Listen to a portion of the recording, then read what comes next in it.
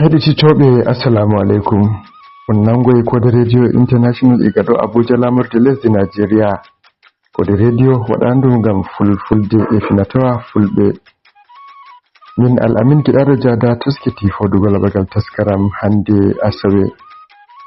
Taskaram min ɗi hande min ɗo wonde taskaram RFI fulfulde. Ha fahin min ɗo wonde e taskaram durgol e demal. Haragare min lartana on gimi fulfulde, amma hidde ko ɗon Ibrahim Iromo Dake nastoy ngam janganki en kubaruji duniyaru ɗi hande.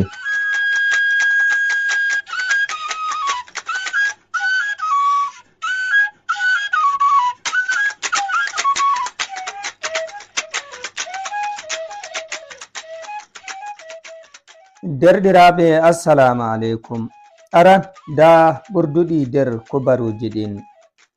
Gwamnatiwa mofgal leydi Najeriya hocci alkawal hokkuki wallinde mum yaki gwamnatiwa diwal Nasarawa ngam ɓosinki demri e diwal ngal. Bonyanko'en ƴewniraɓe e lakuranko'en bari polis en ɗiɗo e wujjuki na'i ko yowni temeɗɗe 5 e diwal Kebbi.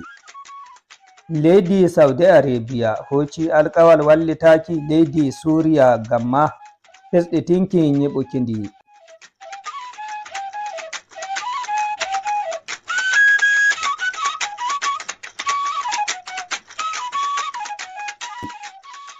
Joni sai moƴƴitinen jonde gam nanki kubaruji ɗin difumaji. Gwamnatiwa mofgal leydi Najeriya hocci alkawal hokkuki wallinde mum yaki gwamnatiwa diwal Nasarawa ngam ɓosinki demri e diwal ngal.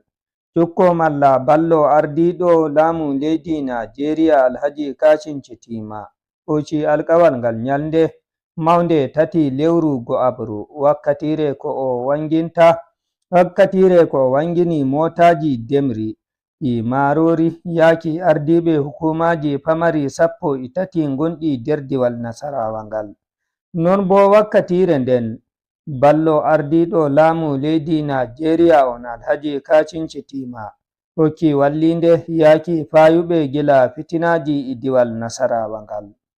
Shettima on wi diwal Nasarawa ngal gotal nder diwe burtinayɗe kare nyamdu e Najeriya. Gam non Allah fesini diwal ngal e risku demri fere-fere. Gwamnatiwa diwal Nasarawa les ardugal injiniya Abdullahi Sule wirgi majalisaru dogginirki laamu diwal ngal malla komicina'en diwal ngal. Nden bo gwamnajo on injiniya Abdullahi Sule farti sakatarejo gwamnatiwa diwal ngal malla SSG mo diwal ngal barista Muhammed Ubandoma Aliyu do darnde sakatarejo gwamnatiwa diwal Nasarawa ngal Bano Jailol Nasarawa Miro hokki habaru. Seni andinore nden hokka dalilaji wirguki komicina'en diwal ngal hautande jippinki sakatarejo gwamnatiwa diwal ngal. Haton nder diwal Kebbi kubaruji iftotoɗi holli bonyanko'en lakuranko'en bari polis en ɗiɗo hautande e wujjuki na'i ko hewti temeɗɗe 5 e diwal ngal. Bonyanko'en lakuranko'en ɓen jari piyanɗe ha gelle na tisne e yabre hukuma pamara argungu ha diwal Kebbi ngal. Totoni on woytu kubaruji ɗin ɗo warana on iga kode radio international Abuja. On mbawai heɓuki kubaruji amin ha Facebook amin kode radio hautande e kode media. On mbawai heɓuki vidiyoji e kubaruji fere-fere ha channel YouTube amin kode TV. Nden bo on mbawai heɗitaki min nde giɗɗon fu ha channel Telegram amin kode radio hautande e radio Garden. Ministajo hakkilanta yasi leydi Siriya yilli leydi Saudiya. Hello mato tirar rendo ngo Arab News ngo leydi Saudiya wi Asad Hassan Alcibani ministajo keso kalfinaɗo yasi leydi Siriya on yilli Saudiya nden ɓawo ministajo hakkilanta yasi leydi Saudiya on Yarima Farhan tefimo o yilla Saudiya nden. Ha wakkatire gidal hakkunde Al-Shibani on e Farhan on tabbitinani Al-Shibani on wiigo Saudiya no wallitai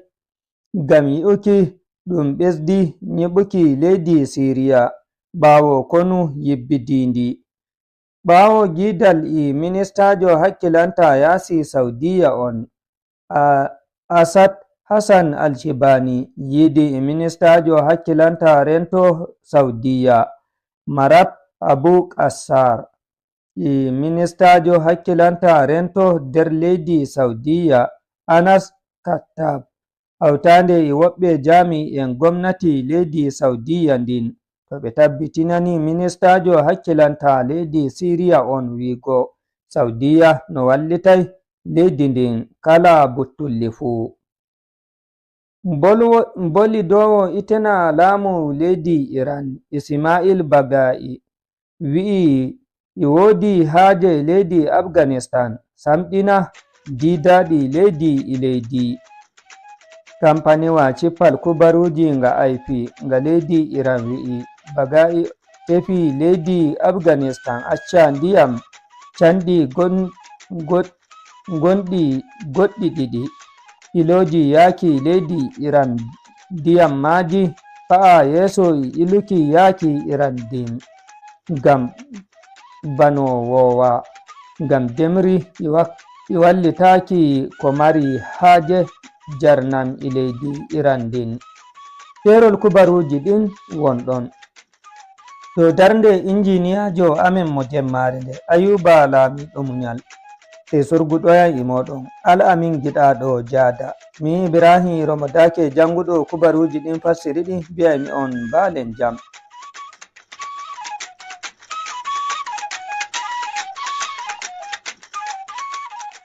A yettama Ibrahim Iromodaki enen ta kubaruji duniyaru.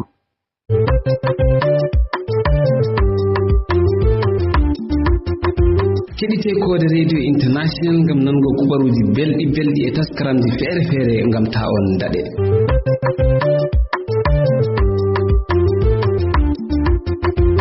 Na e wonnugo wakkati aranda taskaram RFI fulfulde. Kabaruji yontere. Ummuba. Heɗiyankoɓe RFI fulfulde on salminama. Bisimilla mon e o kabaru yontere koɗo mo jaɓɓiɗen on fiimu ko Alassane Ba jeyndeyankejo gollowo ka lowre internet wi'etende Guinée News. Hande ka kabaruji men yontere e yewtay fi fuɗɗitago golleji politique e suɓugoji saatiɗi Guinée artiren Sénégal fi nde eɓɓore yaltugo konu Faransi Côte d'Ivoire Tchad e ɓawo suɓugoji mum gasiniren ngal lurra fuɗɗitinga hakkunde Mali e Algérie. Alassane Ba meni on bisimilla mon ka RFI fulfulde. Kadi mi hiwri ko mi hiwri ke heɗiyankoɓe mum en fof en bangi kala kaɓe hikkori. En adoray he nokkure Guinée ñande 31 lewru 12 hitande e yawtunde nde Mamadi Doumbouya hino habbano fota fi ƴettugo konngol makko e ɓawo mum o fodi waɗugo suɓugoji ɗin fof e nde hitande ujunaje 2025 e himo holli wonde maw etoto fiyo wote laaɓuɗe waɗi e golleji dawro ɗin fof fuɗɗite e hitande ujunaje 2025 kono koye hoore teddingol sariyaji ɗin e nder lebbi tati arani ɗi e nde hitande wotere o fodi suɓagol dekere fi noddutugo woteji référendum heɗoɗen mo. L'organisation des différentes élections présidentielles législatives waɗugol suɓungoji ɗin fof wona hoorejo leydi woote député en woote dowriyankoje ɗe weeɓitanɗe mum jokka fewndo ɗo e nder leydi Guinée fof hitande 2025 ko hitande woote himmunde ngam yaltude ngulamu faddewu e lebbi tati arani ɗin e nde hitande 2025 mi siifay dekkere ñalande nde woote référendum waɗata e nder hitande 2025 en fof en etoto no waɗire woote ɗen fof e say happaɗo mo alda e ella ngam yo woote laaɓuɗe waɗe hara mo be jaɓay suɓaɓe ɓen caggal disodiral e ɓiɓɓe leydi ndin golleji dawro fof fuɗɗitoto e nde hitande 2025 kono fuɗɗitagol golle dawro hino hani ɗoftade joni sariyaji ɗin fof e bangeji ɗin fof.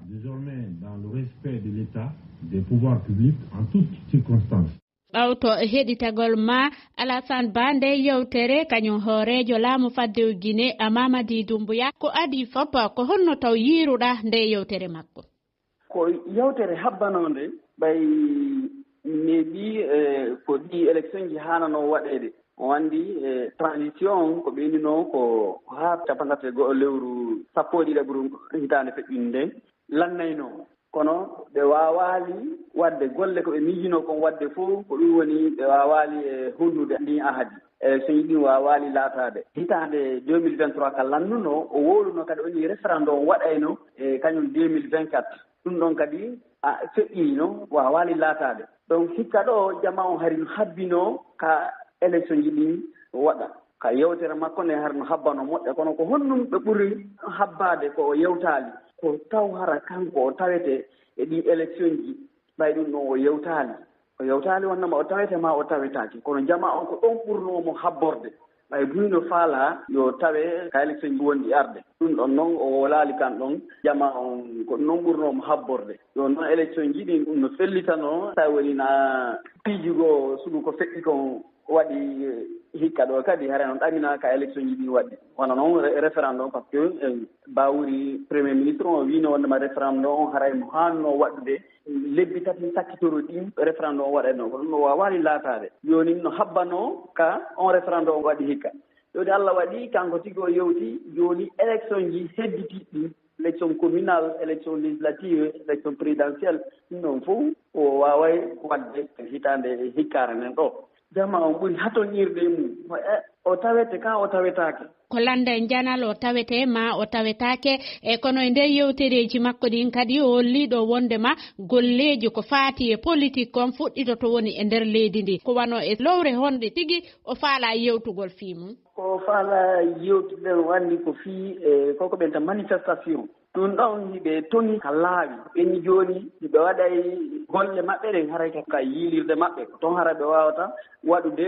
golle maɓɓe ɗen kono ka hoore laawol ɓe wawata wadde seppoji ɗum ɗon no tonga noon waɗi duuɓi seeɗaji illa ɗum ɗon waɗi ɓay hari seppoji waɗi ɗo e jama on ukkodira e piire yoyɓe barmine yimɓe ware ko sabu ɗum ɓe inniri wondema haray ɓe toni ɗum ɗon joni noon o inni wondema awa ila nde hitande ɗo haray konko tongana ɗo ɓe tontay kono noon e haray saria on no hana e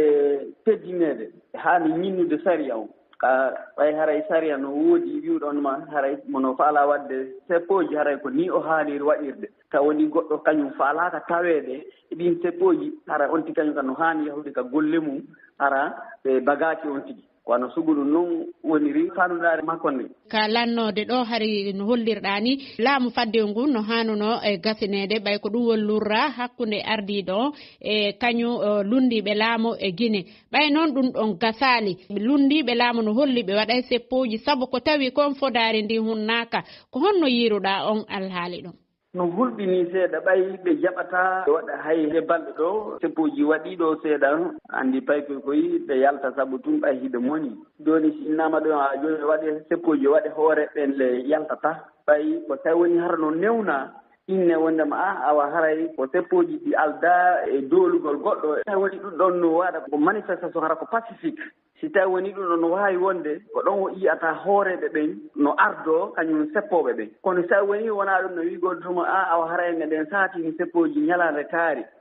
goto yiyetake andi ko hollugo wondema ko paykoy koye yaltata ɓe daro ko laawi ɓe inna wondema oto feƴƴata e ka ɗum ɗon waɗi o gendarmerie maɗo e police ɓe ara joni noon militaire fof no ko accita ka hoore laawol andi ko ɗum woni no hulɓini ka tawde hara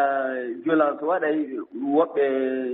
lajal mum lutta hen e sen ñiwi Guinée joni e yaray kadi hedde e Côte d'Ivoire fahi e yewtereji ɓe hooreɓe ɗe leyɗele Afrique weetay e nde hitande heyre e naata ardiɗo leydi Côte d'Ivoire Alassane Ouattara yewti e laamateri makko ndi wano no wowiri no holli ko huwi kon e nder hitande ujunaje 2024 e bange ji sertuɗi wano faggundu cellal jande o waɗi kadi e fodaji mawɗi fi hitande ujunaje 2025 wano yaltugo konu France ka leydi makko gila ka lewru aranuru jantore Abdouaziz Diallo imorde Abidjan. ko lowre taarika yankore woni ko yawta e nder leydi Côte d'Ivoire kono faransinaaɓe harino daakiɗo gila ñande goo lewru jeeɗiɗaɓuru e hitande ujunere e temeɗɗe jeenayi e capanɗe jeeɗiɗi e jeetati e daaka maɓɓe wiyeteka 43e bima ko ɗen yaltata e leydi ndin e ɗe balɗe arayɗe ardiɗo leydi ndin Alassane Ouattara tabintini nde eɓɓore. Nous pouvons être fiers de notre armée. hiɗen wawi farorde joni konu men ngu heyɗintinangu ko e nder hen mi fiɓi yo konu faransinnaɓe yaltirka men e hoore yuɓɓodiral eno newori nden sayi daaka 43e bima kan jonnite kono Côte d'Ivoire ngu gila e ndu lewru aranuru hitande ujune 2025 ɓe konunkoɓe faransinnaɓe fawɓe wulure yaltay e nder leydi Côte d'Ivoire daaka maɓɓe kan fembitete indego ko ɗum woni ko holli Alassane Ouattara. Pour marquer cette nouvelle étape fi yawtugol nden lowre ɗon e gurdan kono men ngu mi fiɓi innitirgol daaka kan Général Ouattara Thomas Daken on ko konunkojo huwuɗo ko wano mum ɗuuɗa ko kanko adi ardagol konu Côte d'Ivoire l'armée ivoirienne. E nder hen ardiɗo leydi ndin wopaani andintingol wonde ka lewru sappaɓɓuru arayndu suɓoji ardangal leydi ndin no saati o fodi wonde ɗi wonayi deeƴuɗi laaɓuɗi rewayɗi e laawol démocrate kono o ɓanginani si tawi o townay honndu fi daranagol fedde makko nden e ɗi suɓoji ɗon. Abdoulaziz Diallo, Abidjan, RFI. a jarama Abdouaziz e ɓawto e nde eɓɓore fokkintinande ko no yiruɗa e kañum o alhaali. min sikke tun ko hunde moƴƴunde ɓay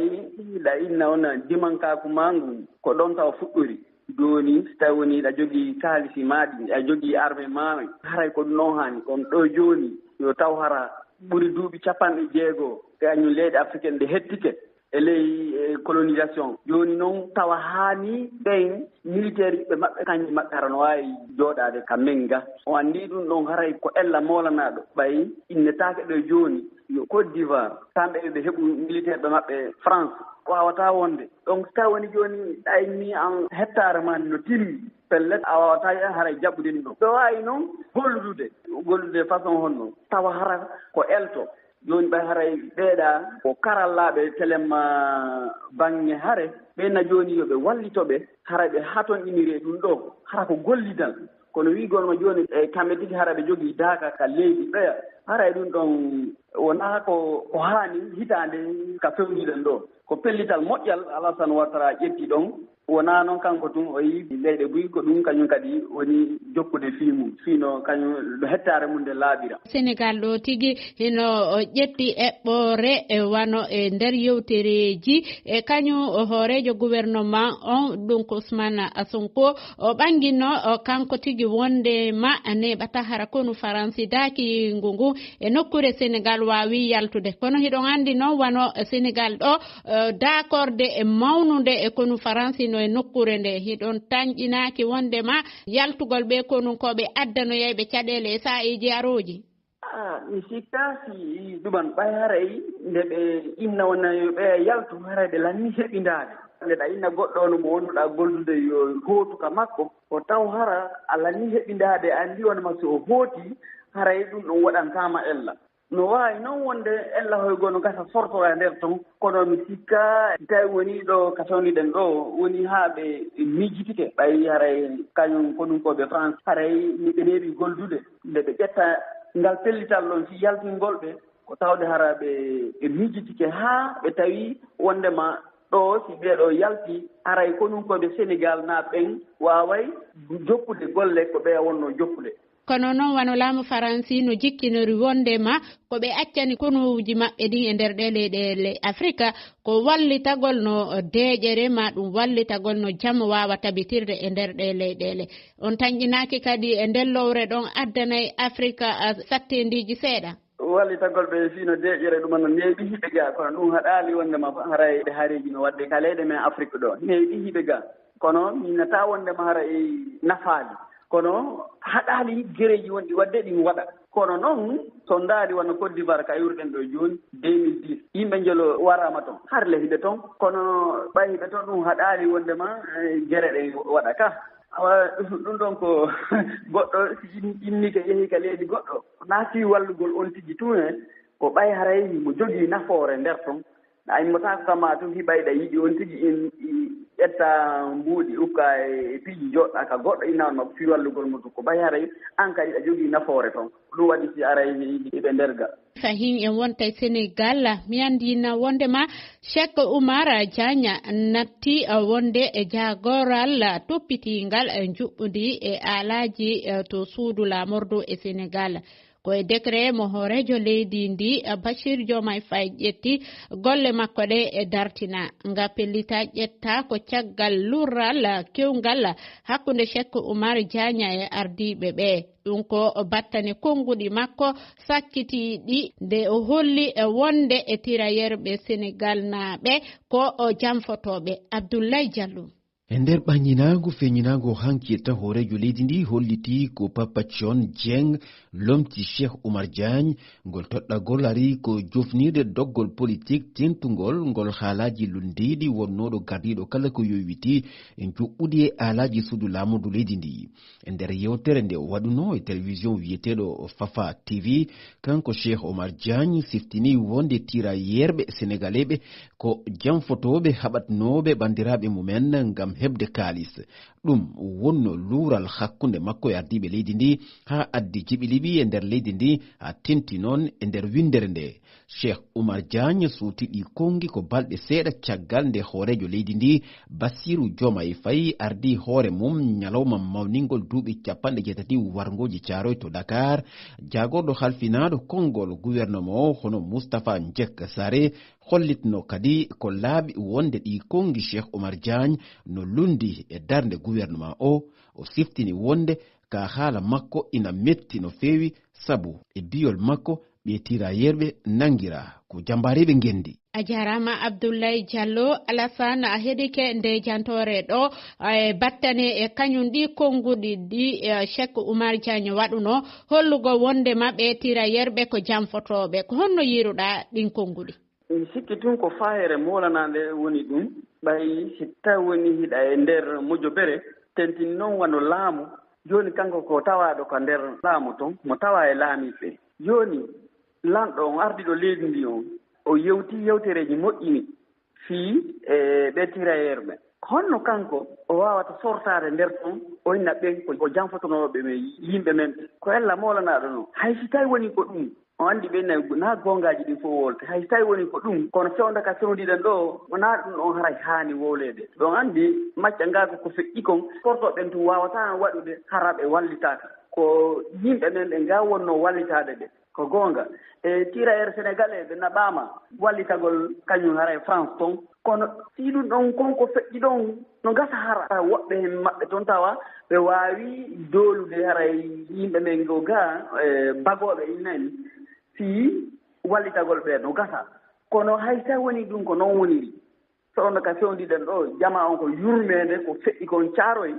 ko ɗum jama on ko nde yurmede ɗon gondi on sunnu ɗon ko ɗum wondi a wawata mimmintinde inna wonno ɓen waranoɓe ɗon nde ñande wondema an ɓen ɗon hari ko janfinoɓe yimɓe nan ɓe haray ɗum ɗon ko ella molanaɗo noon ɗum no wawi addude lurra hakkude taniraɓe ma tantiraɓe ɓen tirayerɓe e kanko ƴettuɗo ɗi konguɗi ay wona kanko tum no wawi addude siɓɓe makko ɓen no wawi haɓudude e taniraɓe ɓeɓe o woolifimum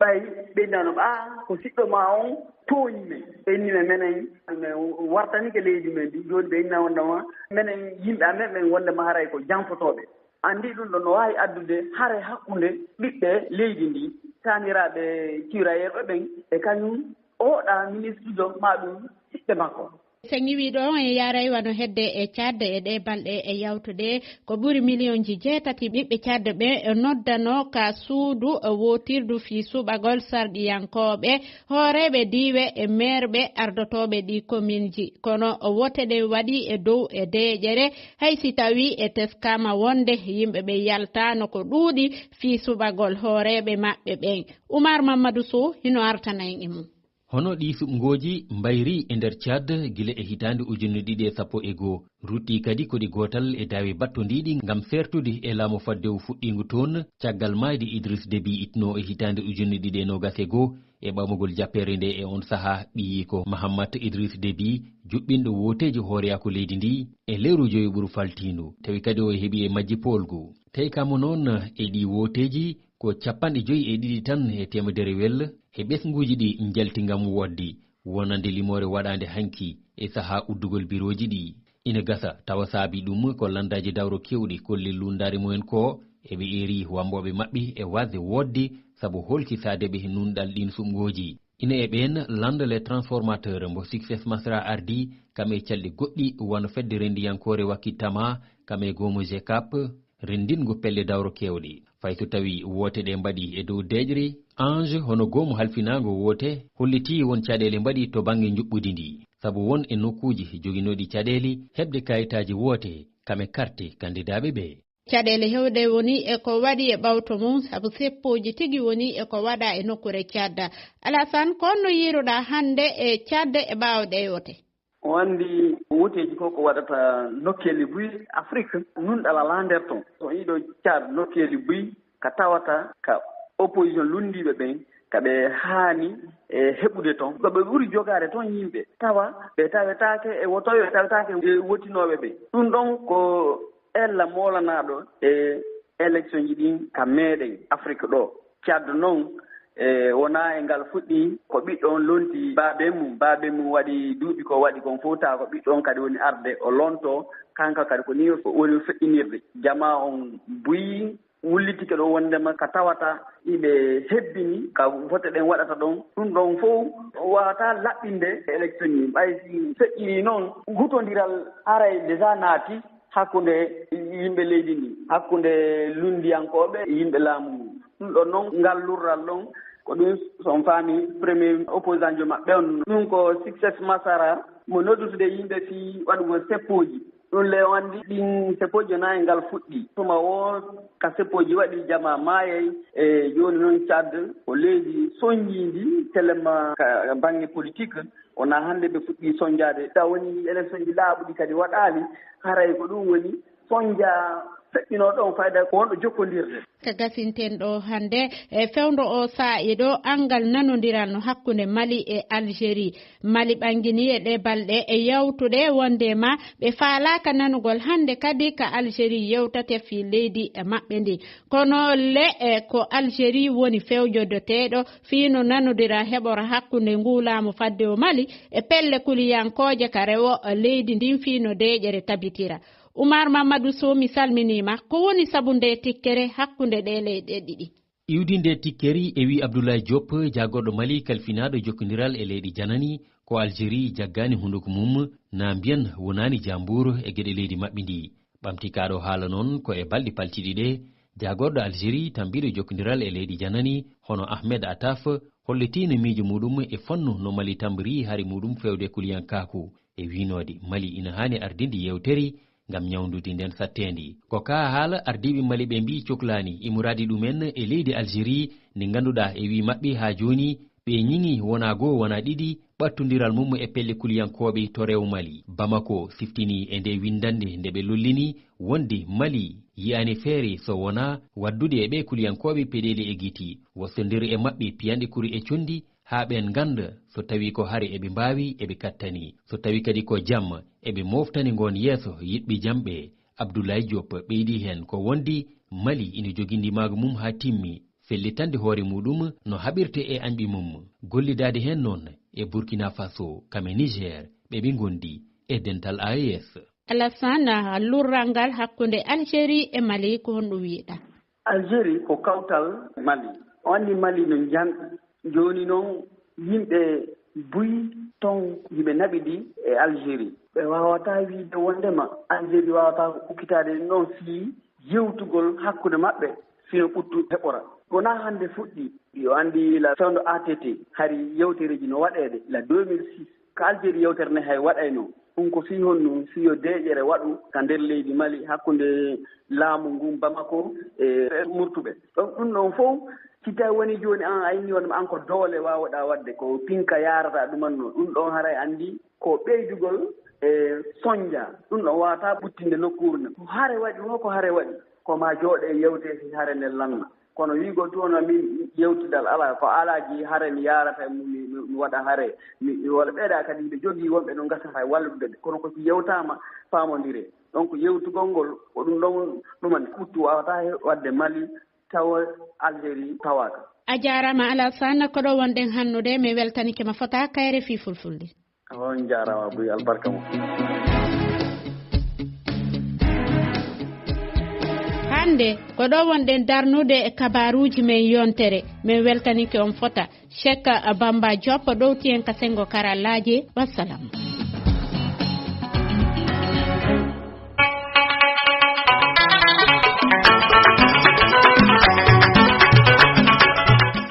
Be amin jemma e nyalawma to gostoro be gumba radio man domi tabi 49 der Abuja ndar de gowanyelde fu wala hendu ko hoshaki hite sudu radio code international sai ummatore konde min don gam onon ma gonden be amin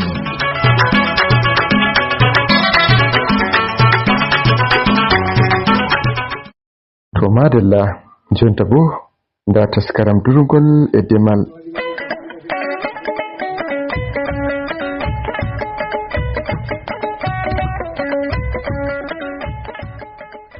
Code Radio International waddanta on taskaram durgol e demal taskaram durgol e demal ɗum asawere hande min keɓi hirduki be Ibrahim Dankani Musal mi hirdi e mako dow ko mimani sattugo ɗum wontiniri dow hakkunde remoɓe e woynaɓe lallay ko wodi ko ɓilliya pijeje amin huɗum ɓiɗɗo lekke wala to neɗɗi durata wala bo burti ma ɗum fuu sukkidiɗi wala bo ko neɗɗo wolwa to ko sukki bulti ɗin Allah suure himɓe demoɓe on tan demoɓe to yiwki jon bora setto salɗo keɗi jarta ndiyam jon min ngala shangol ay min ngala dendem seni shangol bo ɓadaki to seeɗi bo seni min jannaɗi ɓulli amma yuki nayi nenne ɗuɗiri nayi kabtanana nayi tati kam ay nayi nenne ɗuɗiri ni ayɗi mbawtaɗi jarne be ɓulli ko wallahi bo ɓe ɓulli ɗin bo min jarnataɗi yuki an na neɗɗo hande neɗɗo keña a yii keña a yi hecci keña aɗon bo yiya hande to duuɓi ma ne jon joni mi woodi duuɓi 75 nam yuki durgol nane sadde nan bo ono on andi durgol na irigol jon e woodi ko wiyata e durgol ngol nane e ngol jon joni ka ay nan duray joni to neɗɗo ni woodi kakel gaɗi tati ni sai ni soda naɗi gesa wala to ɗi durata sai ni ta soodi tan hande durgol kan wala hala durgol kan wala joni shangol a fota e jarana e shangol denno woodi fadamaji hunduko shangol yeejaje amman joni wala to yiwti durgol mon ngol nane ne ngaduɗon e durgol mon ngol nane ngol Allah suuri durgol amin ngol nane ay min durino nayi nane kan nagge huto woni tayi injo ko saka ceeɗo a yiyay nagge dimmo amma banda joni to yuki ton eɗum mbiya rugase kilmen ɗo woye fullo tiggana e mum fellere woyre a yiyay ɗum waɗata ton fullo tigga nagge fellere woyre wala koñi ñaama ay no watte tigga ñew biggeye woyre durgol seedo kam wala joni ay wala ko neɗɗo wiya nayi a settinay seni non ɗi seeɗata tayi nayi ni joni kaari ni seni to ƴaawi to ayiya jon nane bo ayiya fulɓe ɗon joddi be kabilaji ɗuɗɗi ɗo aran boy ɗum jooɗi jam nder jam amma banda jon ko ta ina nan ta senana habre feƴƴa ɗo e duroɓe habre feƴƴa ɗo e demoɓe hayre way ko waddi iri habre nde noon denno bo ɗum watta iri majum amma jon ko waddi iri majum ga Allah koye woodi ko metata dow majum woodi komi metata dow majum ko waɗi wattanoho denno pelle woodi ladduɗe to nayi durata ɓaddata ko jasa himɓe to joni ɗum puɓijeje e sukkidi ɗum an a laggoye nayi maɗa ɗo burtol wala ladde wala non fal to no watta dole bo neɗɗo memana goɗɗo to goɗɗo ta memani mum bo wala muñal hanko to ummoke ko waɗanma makami ko bo o fiima to yuki iri hunde nde feƴƴa ngole laawol ɗum tokkata ɗum darna irin hunde ko feƴƴata ɗo yawwa laawol ɗum darnata wan ɗo wara burtina laabi waɗa fulɓe to durata to ayi joni ɗon to yettama ton nder haaɓe ɓe ɗum dura joni ɗon ɗum ma ɗum fuɗɗum masake wala no ɗum watta himɓe bo joni ko toye ta fayi heegi a gureji gonɓe wayla hudillido e heedi ɗo ɗum to yuki an a yii Kenya a yii hande a yii hecci Kenya e wiyeto hande ta okkay ɓe shawara kay shawara o dokkata gomnati kay shawara o okkata lamɓe kay shawara okkata duroɓe yawwa shawari ɗum mi hokkata ɓe ba ɗum waɗa burti surana hulɓe banyetol na ewo maɓɓe durata sai in joɗo jam amma to na non hojonde jam wala hunde de feƴƴi fuu sai ɗum mbiya fulɓe e woodi ko wiyata dow iri ɗum gaɗoɓe iri ɗum ɗon pii ɗon fuu minon mano min giɓe amma no ɓe garoy amma a dali fulɓe gattaka aa na fulɓe ta hullo ho watta ɗum sai ni neɗɗo gari fa non no ɓe gatta sukaɓe ɓe gattani hamɓe ni ɓe ƴoƴa tan hande duniyaaru fuu gite muɗum feereke dow feede hanjum neɗɗo to wi mi hokkete kaza gaɗanamin kaza sai ittan hokka ɗum sai ɓe natta to Allah sure dottijo ko waddata iri majum ko waddi iri majum siya tarbiya na ko siya koy ko siya jande ko siya ilmu kam a siya ilmu ni to ni ɗum watta ɗum taɓɓo hunde nde to ɗum waɗi ɗum in heɓi jangirde ɗo to jangirde nden to ɗum sankitake ɗum warata moƴƴina amma himɓe amin huwi yiɗi jande wala to ɗum jangata suure Allah jutama balle Allah a jarama to yuqirade na hokkati mon on janga e ko bo bandiraɓe mon sakiraɓe mon jangi mine on torrake onon babiraɓe amin kakiraɓe amin on torrake kakiraɓe torrake babiraɓe torrake minen ma min ne toro har jonna noon kawai ɗum fulɓe gatta ka yawki gaɗa ka toraki hanjum ɗum mbimami da ɗum waɗa jangirde nden minon masu kaɓe amin ɓe daroto sosai janga hamɓe ma heɓa natta gari waɗa ɗuma ɗum ay to a nana min keɗito be lamɗo ɗo nane seɗɗa ɗo o wi jande nde nde hewti duuɓi 40 dungu wojen 40 ɗo ko jande nde ko nde tigga amma lano nde lalatari wala ko woɗina nder majum amma ay nder majjum woodi sukaɓe janguɓe nder ɗo ɗum ɓe tinni bo janga nder gari ɓe keɓi ɓe dilli to amma no ɓe dilli ɓe ge'aki ɓawo ko woni to ay ɓe keɓayi kuugal e jungo maɓɓe ɗini koye woodi ko wiyata komi ƴamayma ko mbiyaymi won ɗon mawɓe ɓen jo Allah ɓe dawro ɓe ballito ɓe ley amman to ɓe darata ɓe ley hamɓe ho ɓe larata yeeso yettore on ketake karam durgol e demal diga ɗo kode radio international jonta kan ngam yiki wakkati fu e fof ko heɓa ma wonɗen e tana kuma kode radio international Ibrahim Muhammad Junguɗo yiyata on foften jam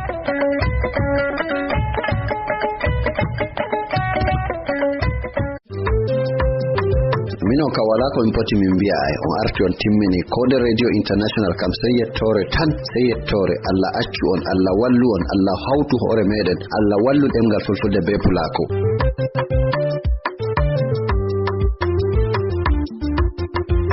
ta woyte taskaram jiɗin ɗiɗo garana on iga kode radio international wonto Abuja lamurde lesdi Najeriya. Jonta bo nda taskaram kofli Asawere e nanta Ayuba Lamiɗo Munyal. Keɗite jam.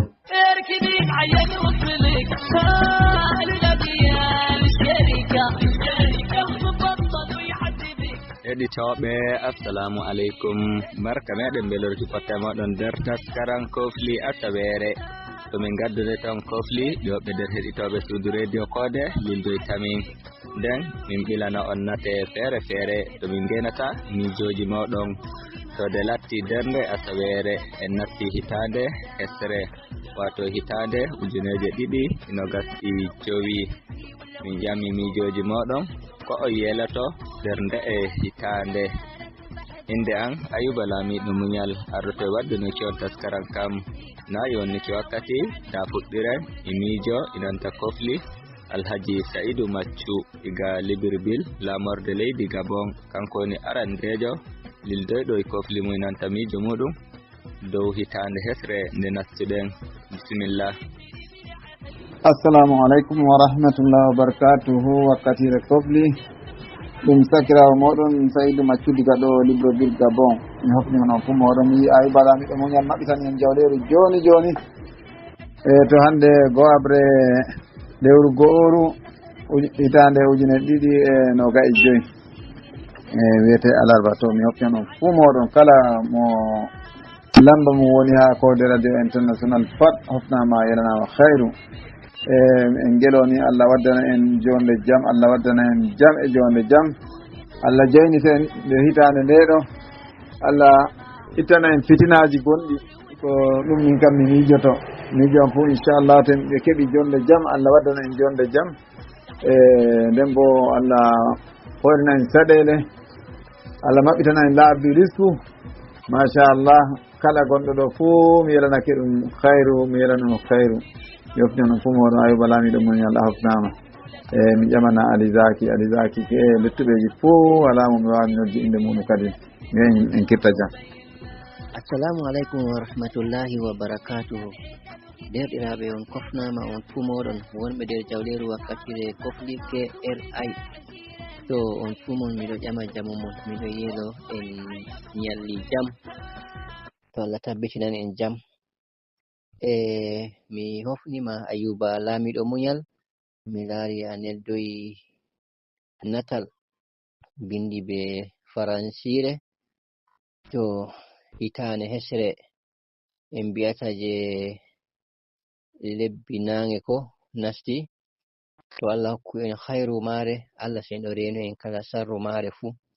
Allah seniɗo ittu fitinaji gaɗoji de les e duniyaru, kaɓeji gaɗoji kogal funagal hirna fombina woyla, Allah ittu ɗum.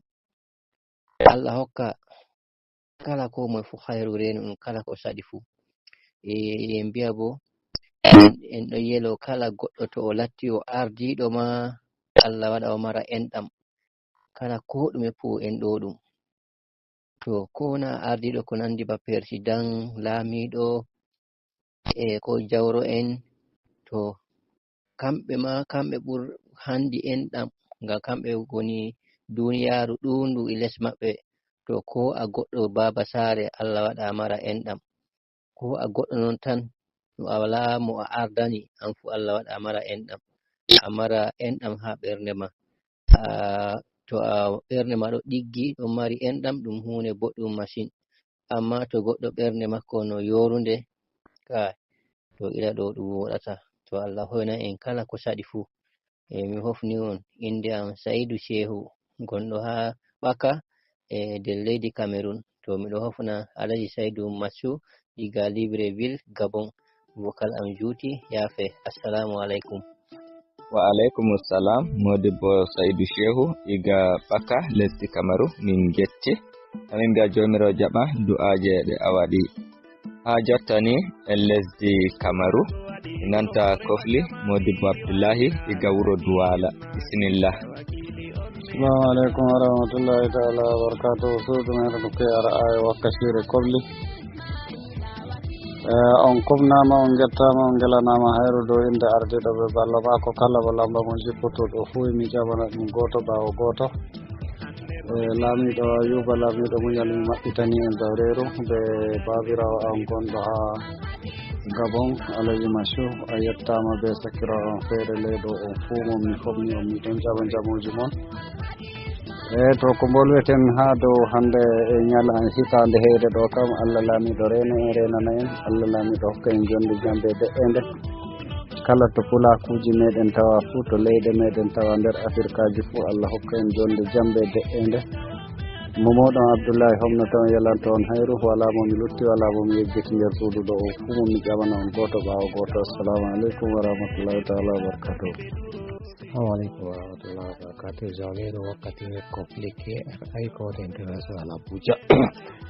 Yokku mo miilani mo hayruji nokkure nde woni fuu Ayuba laamiɗo muñal mi hokki mo miilani mo hayruji nokkure nde woni fuu Adija Ousmane to waari mi hokki mo miilani mo hayruji nokkure nde woni fuu Ibrahima Dake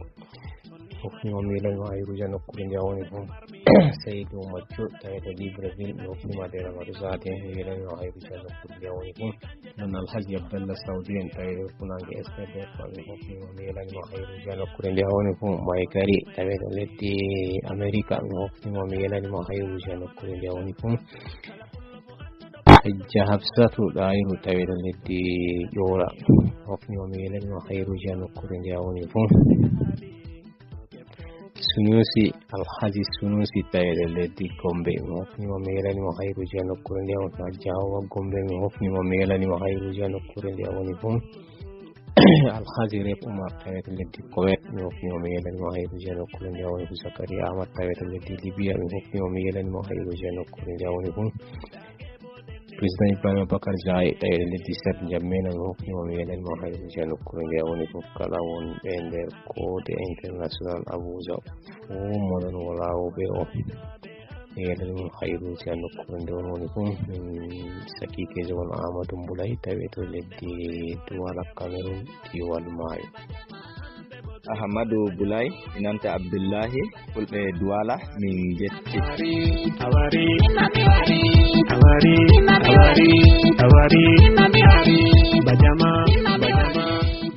Assalamu alaikum wa rahmatullahi ta'ala wa barakatuhu. Inda an Aminu daga Daro Wangarawa kuma la komaranga dutse jihar Jigawa. Inde hitande alhamdulillah min getta jomirawo da jomirawo waddi inde hitande jomirawo wada keben ko ardin yeso en gokki ade fiide bodude en giddi kuma nyamen yeso gamma dina meden ilmu meden din nyamuki hore duniyaru sannan min gidi ko da radio wi'a jihar Jigawa ma on kebi yarono on kubaruji daga ɗo sannan hani min nana daga jihar Kano ma wodi jaro hibaruji kama min nana Nasarawa Adamawa da ɗuɗɗon dai goɗɗe da jiki ha dai moɗon wodi jarono ɗon kubaruji to hani wi'a ɗo ma omti yimɓe meɗen min nanka nanki kubaruji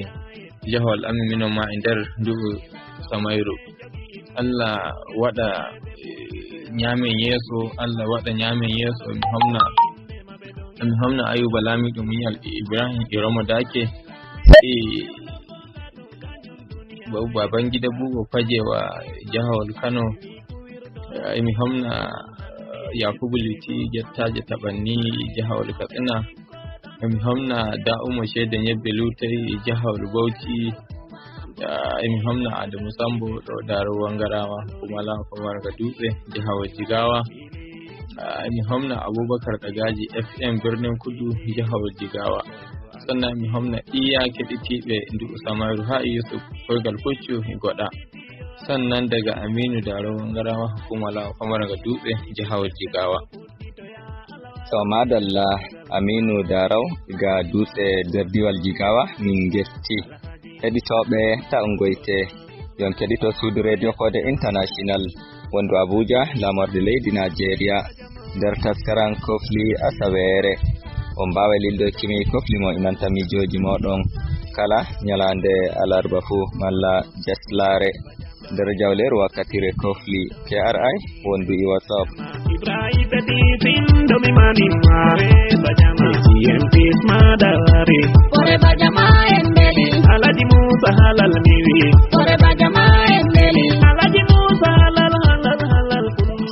alaikum jawleru ɗabiya jawleru fulɓe on jarama sanne sanne ayuba lami ɗamuyan homni ibrahim irama dake homni alasan en inoga garan homni jejere ɗan fulani maccina homni dawda diallo joɗiɗo lesdi sénégal mi homni Idrissa Kari joɗiɗo lesdi America Musa Ben Haruna daga Diyal Kano State Nata.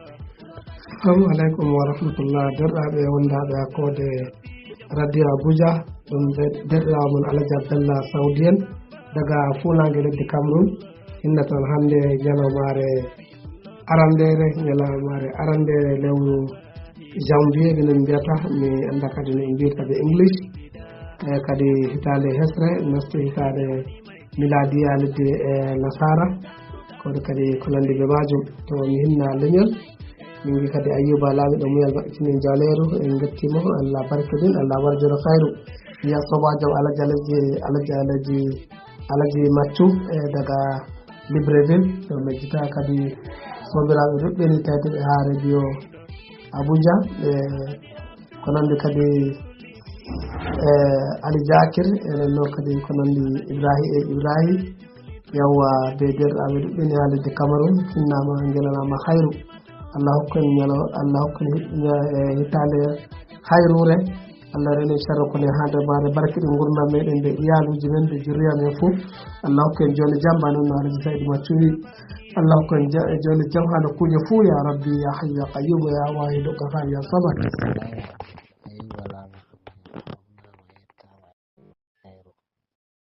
Barka en ɓe hitande hesere Allah hokku en jamu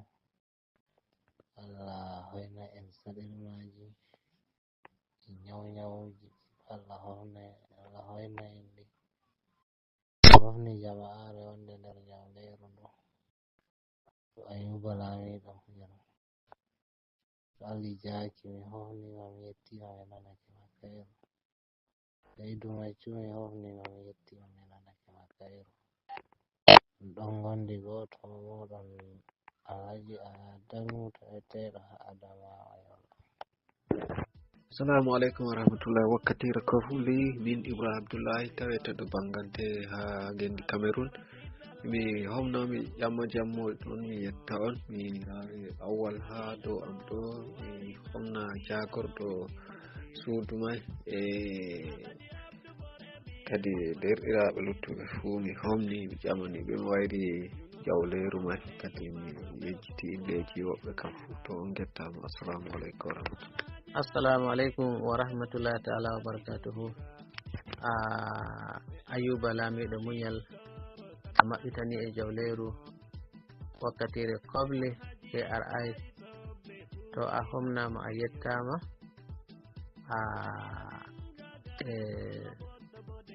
sakiraɓe gollaɓe suudu ndu on fuu daga ardiɗo suudu ndu Kode Radio International emi hownamo Shehu Usman Shehu on komnama e sakiraɓe Ibrahima Dake golloɓe suudu ndu on puyma noon fatan alkhairi barka men e ndungu kesum Allah rokka en baraji gonɗe nder ɓe howno Ali Zaki Aliou Joji Gayawa Musa Dunguwa gonɗo Kamaru Alpha Gogunu gonɗo to lesdi Benin Kalaldi Chamba gonɗo leydi Benin Adamu gonɗo lesdi Nijar to on fu on komnama on jarama on gettama nde hitande nde gonɗen hitande 2025 imi waɗa fatan alkhairi nder hitande nde Allah joɗɗina Nigeria jam Allah yara pulaku yeeso shugabanni men hulɓe Allah laamiɗo walla ɓe rokka ɓe hikima foɗuki labangal yaadu pulaku e lesdi Nigeria shugabajo men o on jarabti nange emi gaɗa fata ndu e hitande ndu 2025 Allah laamiɗo rokka mo ƴenci makko o wurto o wara o gollana pulaku bo no on andiri amin sakike moɗon Muhammadu Tukur gonɗo ɗo Bargu local government Niger State Nigeria waɗanta en fatan alkhairi inde hitande heyre. Assalamu alaikum wa rahmatullahi wa barakatuh. So madalla Muhammadu Tukur iga Bargu diwal Niger min getti jomirawo acca sumpo den jomirawo jaɓana du'aje ɗe en gaɗi. Be aladi mutane nuku wari don hira hanneya. To madalla heɗitoɓe fu iɗo min gaddi ragare taskaran kofli asawere kande asawere dow darde hukuma suudu radio kode international inde an Ayuba Lamiɗo Muñal di aymi on balen jam.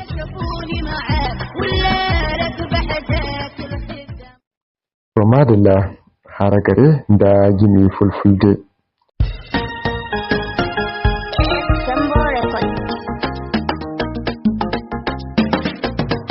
Tunani kade hegi bende angidi mingada Jobe mojado den jambelo aibo wala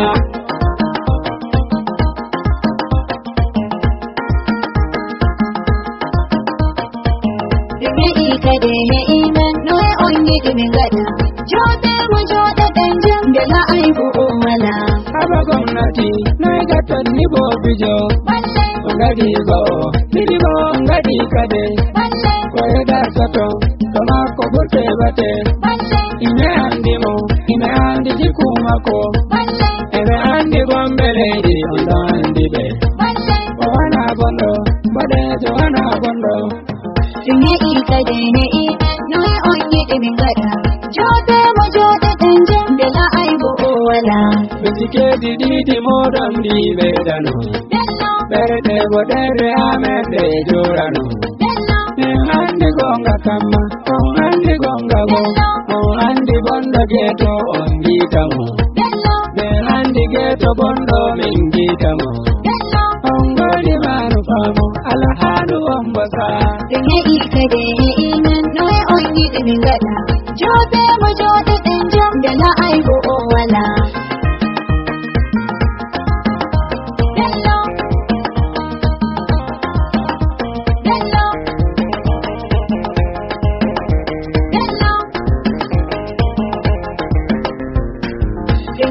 Kade ne iman noe ongi demingada Jote mo jote tenjam bela aibo wala Kulle jonde jamben nam mingidi Hakilo ummina kanon lumwadi Iman toka doka bo Mingidi gonga bo Amma bo hake bulbe o mingidi Bello bode jo bulbe o mingidi Jobe mo bo Hake mo bo baba Dunye ikade ne iman noe ongi demingada Jote mo jote tenjam bela aibo wala Membeti kenya bo mengadi seho Bulbe hade mene mengadi seho Mempindi habaru di bela Konyawni yanki potini ni wala Ombizi berde dute wala yala Allah nyala yimbe be arewa Dunye ikade ne iman noe ongi demingada Jote mo jote tenjam bela aibo wala Dunye ikade ne iman noe ongi demingada Jote mo jote tenjam bela aibo wala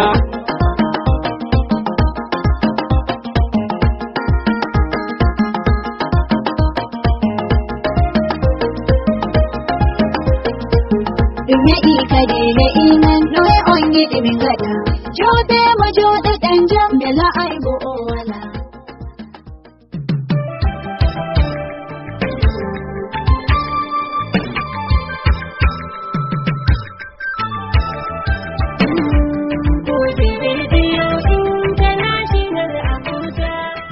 To fu e fuɗoɗo min gaddi ragare taskaran guɗumin taskani on jemmare nde to darde Ayuba Lamiɗo Muñal mo surguɗam e moɗon al'amin giɗaɗo jada wiyata on balen jam. Kala debbo yiɗi andugo dimmu hoore mako fu o wonda be Code Radio International.